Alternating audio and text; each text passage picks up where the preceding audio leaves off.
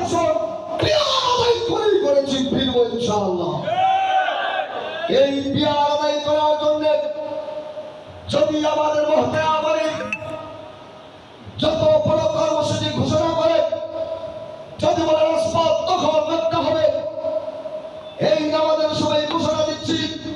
যেমনভাবে জুলাই বিপ্লব আন্দোলনে সামনে থেকে নেতৃত্ব দিয়ে শেরপুর মানুষকে জানিয়ে দিয়েছিলাম, ইসলামী যুব আন্দোলন রক্ত সংগঠন আজকেও ঘোষণা করতে চাই, এই বিয়ার পদ্ধতি নির্বাচন করার দাবিতে যত আন্দোলন সংগ্রাম হবে, প্রত্যেকটি আন্দোলন সংগ্রামে রাজপথে সামনের কাতারে থাকবো, পিছপা হবো ইনশাআল্লাহ।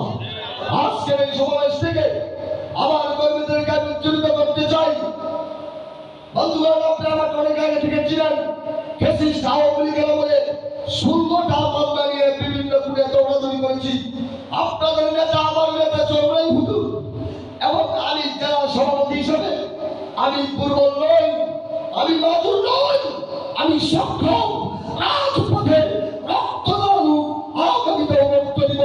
পরিশেষে আজকে এই যুব সম্মেলন, যেই যুবকদের মাধ্যমে সুন্দর একটি যুব সম্মেলন আপনারা উপহার দিয়েছেন, সাংবাদিক বন্ধুগণ, প্রশাসনের এনএসআই ডিএসপি কর্মী বিভাগের সকল বন্ধুগণকে, বিশেষ করে আমাদের এই অবহেলিত জেলা শেরপুর জেলাকে আমাদের কেন্দ্রীয় নেতৃবৃন্দ সহিত ধন্য করেছেন, সকলকে আজকের মতো আমার পক্ষ থেকে ধন্যবাদ।